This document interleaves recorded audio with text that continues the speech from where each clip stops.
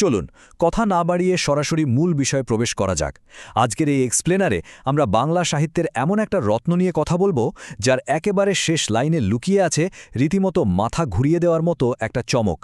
প্রথম দেখায় এই গল্পটাকে যতটা সাদামাটা মনে হয়, এর গভীরে কিন্তু ঠিক ততটাই শক্তিশালী আর একটা নির্মম সত্য লুকিয়ে আছে। চলুন ধাপে ধাপে বাংলা সাহিত্যের এই মাস্টারপিসটার গভীরে একটু ডুব দেওয়া যাক। আচ্ছা, শুরুতেই একটা দারুণ প্রশ্ন মাথায় আসতে পারে, তাই না? একটা খুব সাধারণ বাড়ির পেছনের অবহেলিত গাছের জীবন কিভাবে একজন রক্তমাংসের মানুষের গভীরতম ত্যাগের প্রতিচ্ছবি হয়ে উঠতে পারে? ভাবুন তো একবার। একটা গাছ যার চারপাশে সারাদিন শুধু আবর্জনা জমে থাকে, তার জীবনের গল্প কিভাবে একটা জীবন্ত মানুষের না বলা আর্তনাদকে ধারণ করতে পারে? এই কৌতূহল জাগানো প্রশ্নটাই কিন্তু আমাদের আজকের সম্পূর্ণ আলোচনার মূল ভিত্তি। তো এই জাদুকরী গল্পটার পেছনের কারিগর আসলে কে? তিনি হলেন বাংলা সাহিত্যের এক কিংবদন্তি, যার আসল নাম বলাইচাঁদ মুখোপাধ্যায়। তবে সাহিত্য জগতে তিনি বনফুল নামে সবচেয়ে বেশি জনপ্রিয়। কৈশোর থেকেই তার লেখালেখি শুরু। কিন্তু মজার একটা ব্যাপার কি জানেন? শিক্ষকদের কাছ থেকে নিজের এই সাহিত্য চর্চার বিষয়টা লুকোতেই তিনি মূলত এই বনফুল ছদ্মনামটা বেছে নিয়েছিলেন। আর কে জানতো এই নামটাই একদিন বাংলা সাহিত্যের ইতিহাসে একেবারে অমর হয়ে থাকবে। ওনার জীবনের টাইমলাইনটা খেয়াল করলে একটা দারুণ চমকপ্রদ ব্যাপার চোখে পড়বে। ওনার জীবনের এই দ্বৈত সত্তা বা ডুয়েল আইডেন্টিটিটা সত্যি অবাক করার মতো। 1899 সালে ওনার জন্ম, আর 1918 সাল থেকে লেখালেখি শুরু। কিন্তু সবচেয়ে ইন্টারেস্টিং ফ্যাক্ট হলো তিনি 1927 সালে মেডিকেল কলেজ থেকে ডাক্তারি পাশ করেন এবং পেশায় একজন প্যাথোলজিস্ট হিসেবে দীর্ঘ 40 বছর কাজ করেছেন। ভাবা যায়, একদিকে তিনি অনুবীক্ষণ যন্ত্র দিয়ে মানুষের শরীরের রোগ নির্ণয় করছেন, আর অন্যদিকে নিজের ক্ষুরধার লেখনী দিয়ে মানুষের চরিত্র আর সমাজের ভেতরকার রূপকে একেবারে ব্যবচ্ছেদ করে ফেলছেন। আমাদের আজকের এই আলোচনার কেন্দ্রবিন্দু হচ্ছে সেই বিখ্যাত অনুগল্প নিমগাছ। 1947 সালে বনফুলের অদৃশ্য লোক বইতে এটা প্রথম ছাপা হয়। বনফুলের একটা সিগনেচার স্টাইল ছিল, মানে ওনার নিজস্ব একটা ধরন, খুবই ছোট পরিসরের মধ্যে অসম্ভব গভীর কোনো কথা বলে ফেলা, যা বাংলা সাহিত্যে সত্যি বিরল। এই গল্পটাও ঠিক তেমনই। পড়তে হয়তো মাত্র কয়েক মিনিট সময় লাগবে, কিন্তু এর রেশ বা ধাক্কাটা মনের ভেতর থেকে যাবে অনেকক্ষণ। গল্পের শুরুটা হয় খুব চেনা একটা দৃশ্য দিয়ে। একটা নিমগাছ যে আমাদের দৈনন্দিন জীবনে কতটা কাজে আসে তা তো আমরা সবাই জানি। গল্পের বর্ণনায় দেখা যায় কেউ গাছের ছাল তুলে নিয়ে সেদ্ধ করছে, কেউ পাতা ছিঁড়ে শিলে পিষছে চর্মরোগের অভ্যর্থ মহৌষধ হিসেবে, আবার অনেকে এর কচি পাতাগুলো গরম তেলে ভেজে মচমচে করে খাচ্ছে, কারণ তা লিভারের জন্য দারুণ উপকারী। এমনকি দাঁত ভালো রাখতে কচি ডালও চিবানো হচ্ছে। মানে সোজা কথায়, সমাজের প্রতিটা মানুষ গাছটা থেকে শুধু নিজেদের প্রয়োজনটুকু একেবারে নিংড়ে আদায় করে নিচ্ছে। আর ঠিক এখানেই লুকিয়ে আছে গল্পের সবচেয়ে বড় পরিহাস। লাইনটা হলো, কাটে না কিন্তু যত্নও করে না। একটু ভেবে দেখুন, নিমগাছটা সবার এত এত উপকারে আসছে, অথচ কেউ এর দিকে একটুও নজর দেয় না। বাড়ির পাশে গজালে বিজ্ঞ লোকেরা খুশি হয়ে বলে যে নিমের হাওয়া ভালো, তাই একে যেন কেউ না কাটে। কিন্তু তার যত্ন নেওয়ার কথা কেউ ভুলেও ভাবে না। গাছটার চারিদিকে স্তূপ হয়ে থাকে আবর্জনা।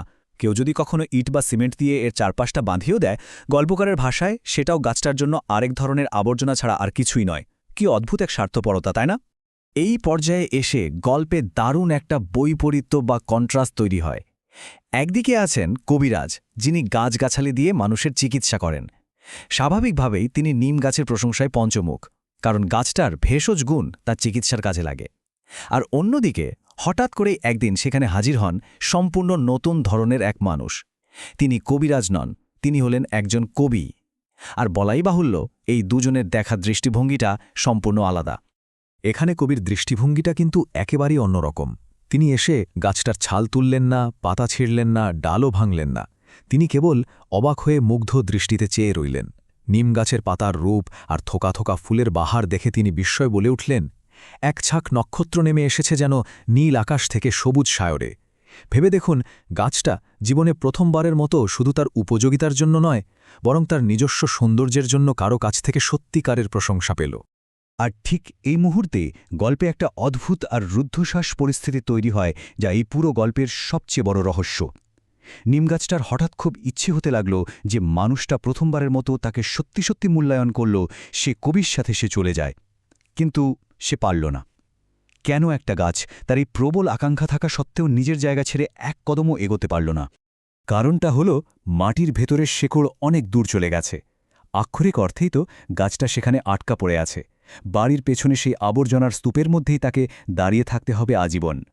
মাটির অনেক গভীরে প্রবেশ করা তার শেকড়গুলোই তাকে সেই অবহেলিত আর অযত্নের জায়গাটায় শক্ত করে বেঁধে রেখেছে।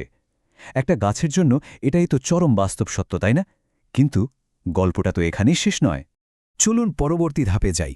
এতক্ষণ আমরা যে একটা গাছের গল্প শুনছিলাম, এটা আসলে কোনো উদ্ভিদবিদ্যার বইয়ের বর্ণনা ছিল না। বনফুল এতক্ষণ ধরে অত্যন্ত সুনিপুণভাবে একটা রূপক বা মেটাফোরের মঞ্চ তৈরি করছিলেন মাত্র।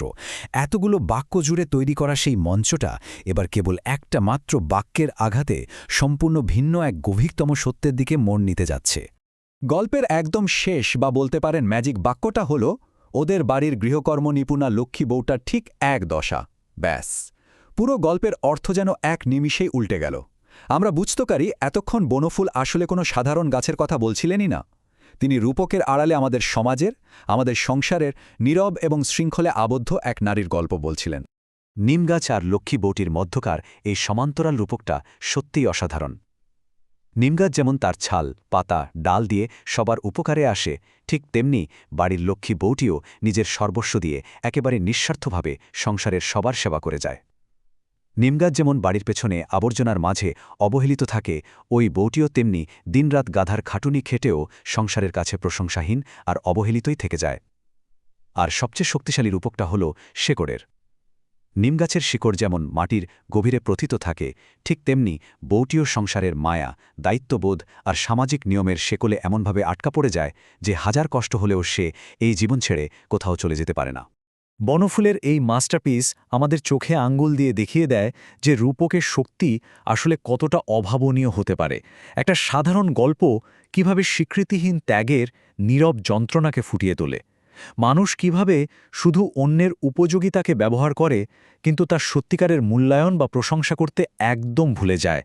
আর সবশেষে সাংসারিক প্রত্যাশা এবং মায়ার শেকল কিভাবে একটা মানুষকে তার অবহেলিত পরিবেশের সাথে আষ্টেপৃষ্ঠে বেঁধে রাখে, ঠিক ওই শেকড়বদ্ধ নিমগাছটার মতোই। আজকের এই বিশ্লেষণ আমরা শেষ করব একটা ভাবনা জাগানিয়া প্রশ্ন দিয়ে। একটু গভীরভাবে ভেবে দেখার মতো বিষয়, আমাদের দৈনন্দিন জীবনে, আমাদের নিজেদের সংসারে বা ঠিক আশেপাশেই এমন নীরব অবহেলায় শেকড় গেড়ে থাকা নিমগাছ কারা, যারা তাদের জীবনের সবটুকু দিয়ে আমাদের ছায়া দিয়ে যাচ্ছে, কিন্তু আমরা কি তাদের সত্যিকারের যত্ন নিতে পারছি? এই প্রশ্নটার উত্তর খোঁজার দায়িত্বটুকু আজ সবার নিজস্ব চিন্তার জগতেই ছেড়ে দেওয়া হলো। এতক্ষণ সাথে থাকার জন্য অনেক ধন্যবাদ।